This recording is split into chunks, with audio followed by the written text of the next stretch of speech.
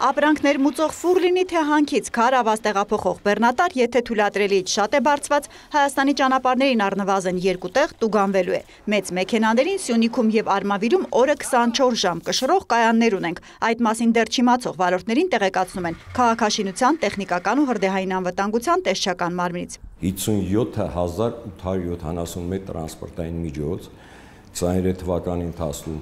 ենթարկվել է կշռման, որոնց նկատմամբ արձանագրությունը կազմվել 3687-ի նկատմամբ։ Տեսչության տրանսպորտային ստուգումների վիճակագրությունում ծանրաքարշ ու մեծ եզրաչափերով բեռնատարների հսկողությունը զգալի մասնաբաժին ունի պետության դրած խնդրի պատճառով։ Պետք է պահպանել միլիարդների ծախսով երկրում թարմացվող ասֆալտը։ Դրան զուգահեռ տեսչությունը զբաղված է տրանսպորտային ոլորտում բնակչությանը ծառայություն մատուցող սպասարկող օղակների աշխատանքում թերացում խախտում բացահայտելով։ Նախորդ տարվա ստուգումների արդյունքում 5000-ից ավելի որոշում են կայացրել նշանակել 1 միլիարդ մոտ 200 միլիոն դրամի տուգանք։ Այլ տիպի պատիժներ են կիրառում։ Երևանից մարզեր գնացող ավտոբուս, միկրոավտոբուսների պակասից ու երթուղիների անկանոն գրաֆիկից դժգոհող մարդկանց փոփում է Հայկ Մարտիրոսյանը։ Մի շարժ երթուղիների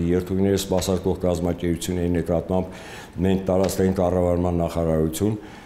համապատասխան նամակներով դիմում ենք, որպեսզի տնտեսվարողների իրավասությունները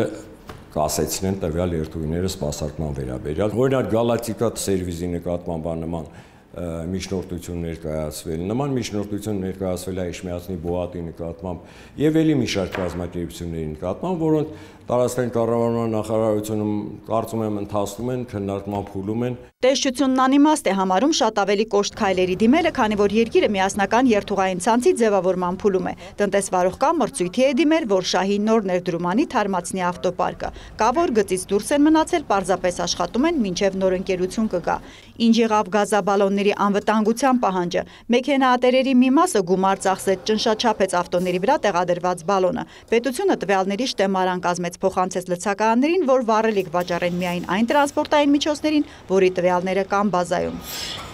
Չէ, ստուգում են, օրինակ մենք բազմաթիվ դեպքեր ենք հայտնաբերել, այդ հենց այդ ուղղությամբ որ չեն ստուգի ու մենք տնտեսվարող սուբյեկտին, այսինքն գազալցակայանին տուգանել են։ Դրանց թիվը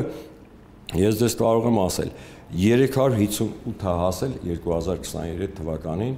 գազալցականներ, որոնք տուգանվել են հենց այդ նույն խնդրով միայն։ Տուգանչի չափը կազմում է նվազագույն